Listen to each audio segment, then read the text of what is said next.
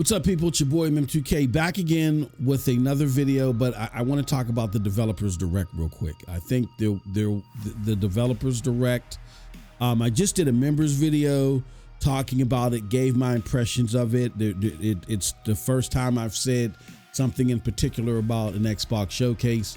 Definitely check it out. But here's what I want to address, and I'm gonna do this real quick. This is not gonna be one of those 25-30 minute videos. Let me show you guys something real quick. And shout out to Ned, who put this out here. I know a lot of people trying to come at him for it, but whatever. It is what it is. Some people just don't like hearing the truth, especially when you don't pom-pom for their favorite box.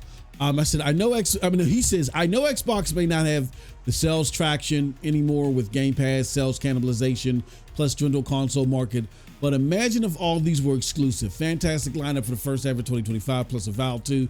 My Game Pass sub is going to get great use. I'm not going to argue or debate any of those points. I'm just going to focus on this first paragraph. Yeah.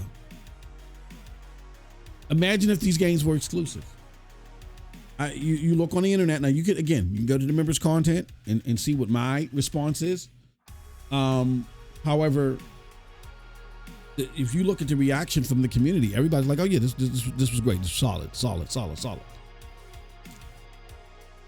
And if these games were exclusive, you would have an opportunity to where Xbox could take advantage of that before the holiday season. I'll talk about that in a video too. But here's what I want to mention to everybody. So I've been going back and forth with my brother Doc Dark. Shout out to my brother Doc Dark. Again, this is not personal, y'all. So I had to just let somebody know on Twitter, chill, Doc's the homie. We just going back and forth having fun. And for those of y'all that don't realize, I'm not gonna go through our whole history over and over again, but Doc and I used to be on a podcast together where we invited him to our podcast called The Commission. We had a lot of fun there, arguing and debating back and forth. It was fun. So, this is just a continuation of that. Doc's the homie, and a cool guy. And, this is all, we're arguing and going back and forth about somebody else's piece of plastic, y'all. All right, don't get too worked up about it. Anyway.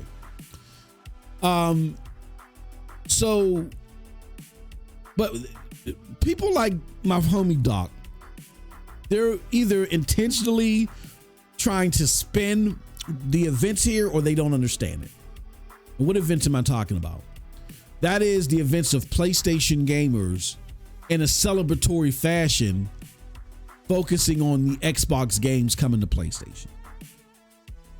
Number one, there's been a console war going on. There's a war outside, like the infamous Mobb Deep said. There's been a console war going on forever, and you putting your games on the competing platforms console is like waving the white flag and them marching you onto their trucks to take you off to prison. Right? So of course they're going to parade that around. But the bigger thing is, let's address the 500-pound elephant in the room, and that is,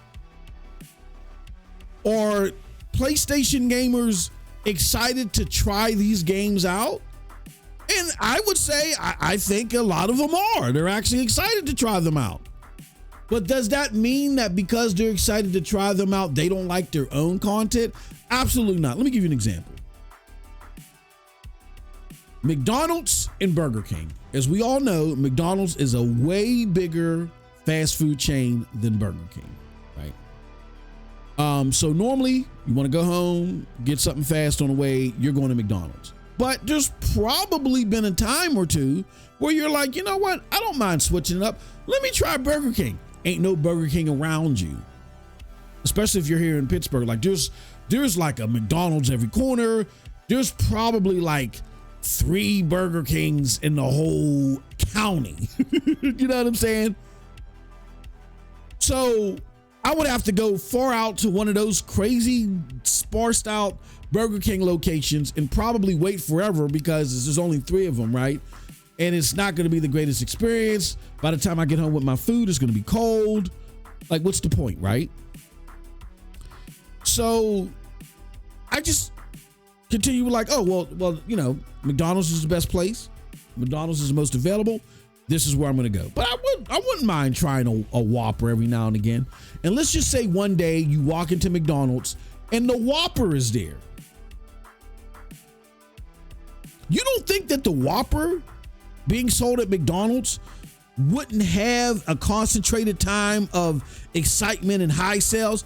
Every now and again, it might even outsell the Big Mac.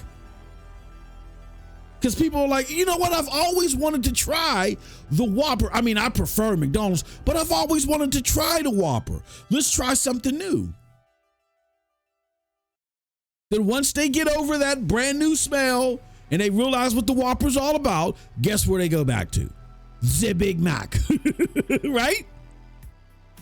All this is the anomaly of Xbox games coming over to PlayStation, and people are like, what? We got Xbox games here? Now, some of those Xbox games did look cool. Like, I did want to play Halo. I did, but I wasn't buying a whole new console for it. Like with Burger King in that scenario. I always did want to try Burger King, but I'm not driving 30, 45 minutes to a Burger King when I got a McDonald's everywhere I turn every 5 minutes away. I'm just going to go to McDonald's. PlayStation routinely gives you more, whether it's their first party, second party, or third party. They're more in tune to the average gamer.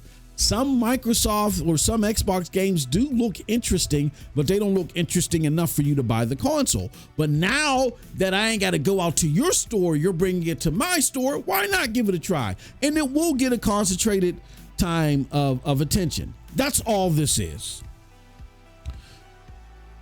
Xbox gamers who think they have an extra life now in the console war, let me just tell you, it's over. It's over. You trying this PlayStation is dead movement. Days like today, where Ninja Gaiden Black, an Xbox 360 exclusive, you're losing 360 exclusives now. You're publishing games like Ninja Gaiden and their day and date PlayStation 5. Like, stop it. The battle is over. It's over. It'd be one thing if you guys just were like focused on PlayStation. It was like, I have PlayStation, I have PlayStation. But you're actually trying to pin Xbox in a competitive way against PlayStation, right?